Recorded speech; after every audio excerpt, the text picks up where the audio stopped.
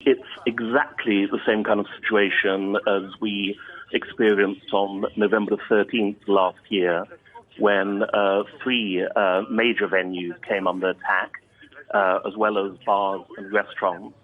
And the message then was for Parisians and people visiting the city to stay indoors, to literally hide away. And that's exactly what the authorities down in Nice are telling people tonight as well, because of this fear that there could be more attacks. There could easily be more attacks. The major one tonight has been this lorry driving into pedestrians on this very famous Promenade des Anglais. I know your viewers will know it.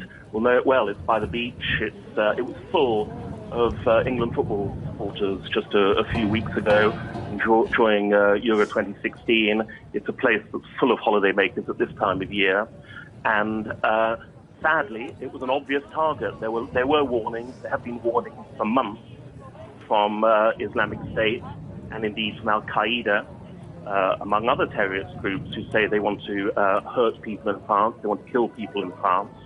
And sadly, this kind of attack, it's speculation at the moment, but it fits into the kind of threats that certainly Islamic State has been issuing for many months.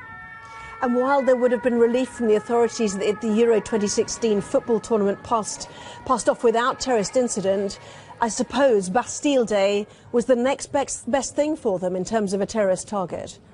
Absolutely. It's the biggest public holiday in France. The whole country goes out on the street in the evening to enjoy themselves. As I said earlier, there's fireworks displays, bands on the streets, men, women and children enjoying themselves. And there were huge celebrations prepared for Nice. I've been down there for Bastille Day myself in the past, and fireworks displays take place right along the Promenade des Anglais. And remember, we're still under a state of emergency here.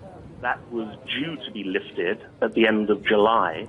I'd be very surprised if it is lifted now because of what's happened. Lots and lots of anti-terrorist police and army on the street. But again, they failed to stop what, again, is clearly a terrorist attack.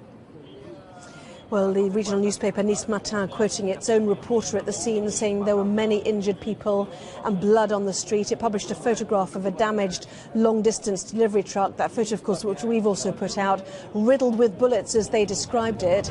And I suppose the police would have wanted to neuter the driver of that vehicle as swiftly as possible. Yes, how do you stop a lorry coming towards you at speed? There aren't many ways, are there? You have to shoot the driver. I think that's what they would have to have done. And that looks as though, does look as though that's what they have done. They would have been trained to do that.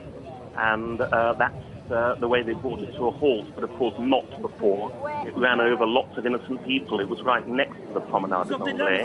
I've seen the pictures. I recognise exactly where it happened, very close to major hotels, restaurants, bars as well. And again, looking at those horrific pictures, which I know you've done as well, it looks as though lots of people of all different types have been mown down indiscriminately by this driver who is now dead.